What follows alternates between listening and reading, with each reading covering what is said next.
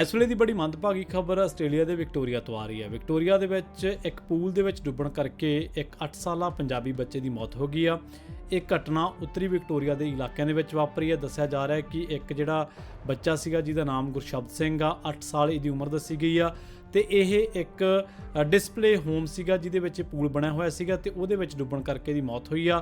ਪਰ ਦੂਜੇ ਪਾਸੇ ਜਿਹੜੀ ਕੰਪਨੀ ਆ ਉਹਨਾਂ ਨੇ ਕਿਹਾ ਕਿ ਪੂਲ ਜਿਹੜਾ ਉਹ ਸੇਫਟੀ ਰੈਗੂਲੇਸ਼ਨਸ ਦੇ ਨਾਲ ਪੂਰਾ ਕੰਪਲੀਟ ਸੀਗਾ। ਸੋ ਉਹਨਾਂ ਨੇ ਸਾਰੇ ਜਿਹੜੇ ਦਾਅਵੇ ਨੇ ਜਾਂ ਜਿਹੜੇ ਦੋਸ਼ ਲੱਗ ਰਹੇ ਨੇ ਉਹਨਾਂ ਨੂੰ ਨਕਾਰਿਆ। ਗੁਰਸ਼ਬਦ ਸਿੰਘ ਜਿਹੜਾ ਉਹ ਕਿਆਲਾ ਦੇ ਪ੍ਰੋਪਰਟੀ ਜਿਹੜੀ ਕਿਆਲਾ ਦੇ ਇਲਾਕਿਆਂ ਦੇ ਵਿੱਚ ਪੈਂਦੀ ਆ, ਉੱਥੇ ਪੂਲ ਦੇ ਵਿੱਚ ਡੁੱਬਣ ਕਰਕੇ ਜਿਹੜੀ ਉਹਦੀ ਮੌਤ ਹੋਈ ਆ।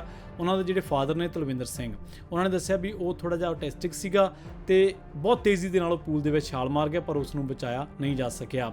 ਉਹ ਕਹਿੰਦੇ ਵੀ ਇੱਥੋਂ ਇਹ ਵੀ ਪਤਾ ਲੱਗਦਾ ਵੀ ਜਿਹੜੇ ਬੱਚੇ ਨੇ ਉਹਨਾਂ ਨੇ ਕੋਡ ਵੀ ਉਹਦੇ ਲਈ ਵਰਤਿਆ ਵੀ how quick the kids can go in, ਵੀ ਕਿੰਨੀ ਤੇਜ਼ੀ ਦੇ ਨਾਲ ਉਹ ਛਾਲ ਮਾਰ ਜਾਂਦੇ ਨੇ। ਸੋ ਬੜੀ ਮੰਦਭਾਗੀ ਖਬਰ ਆ। ਕੁਝ ਦਿਨ ਪਹਿਲਾਂ ਹੀ ਇਹਨੇ ਜਿਹੜਾ ਆਪਣਾ 9ਵਾਂ ਜਨਮ ਦਿਨ ਆ ਉਹ ਸੈਲੀਬ੍ਰੇਟ ਕੀਤਾ ਸੀਗਾ 1-2 ਹਫ਼ਤੇ ਪਹਿਲਾਂ ਹੀ। ਸੋ ਇਹ ਜਿਹੜੀ ਖਬਰ ਆ ਉਹ ਨਾ ਸਿਰਫ ਇੱਕ ਖਬਰ ਆ ਬਲਕਿ ਇੱਕ ਮੰਦਭਾਗੀ ਖਬਰ ਵੀ ਹੈ ਤੇ ਇਹਦੇ ਨਾਲ ਸਾਨੂੰ ਇਹ ਵੀ ਕਈ ਵਾਰੀ ਪਤਾ ਲੱਗਦਾ ਖਬਰਾਂ ਦੇ ਵਿੱਚੋਂ ਹੀ ਕਈ ਘਟਨਾਵਾਂ ਦੇ ਵਿੱਚੋਂ ਕਿ ਜਿਹੜੇ ਬੱਚੇ ਨੇ ਉਹ ਕਿੰਨੀ ਤੇਜ਼ੀ ਦੇ ਨਾਲ ਚੀਜ਼ਾਂ ਵੱਲ ਨੂੰ ਆਕਰਸ਼ਿਤ ਹੁੰਦੇ ਨੇ, ਉੱਧਰ ਨੂੰ ਚਲੇ ਜਾਂਦੇ ਨੇ, ਪਰ ਕਈ ਵਾਰੀ ਉਹ ਚੀਜ਼ਾਂ ਉਹਨਾਂ ਦੇ ਲਈ ਜਾਨਲੇਵਾ ਸਾਬਤ ਹੁੰਦੀਆਂ ਨੇ। ਸੋ ਗੁਰਸ਼ਬਦ ਦੇ ਲਈ ਬੇਸ਼ੱਕ ਨਹਾਉਣਾ ਉਹਦੀ ਆਦਤ ਸੀ, ਹੌਬੀ ਸੀ, ਸ਼ੌਂਕ ਸੀ, ਪਰ ਉਹਦੀ ਇਹ ਸ਼ੌਂਕ ਜਿਹੜਾ ਉਹਦੀ ਜਾਨ ਲੈ ਗਿਆ।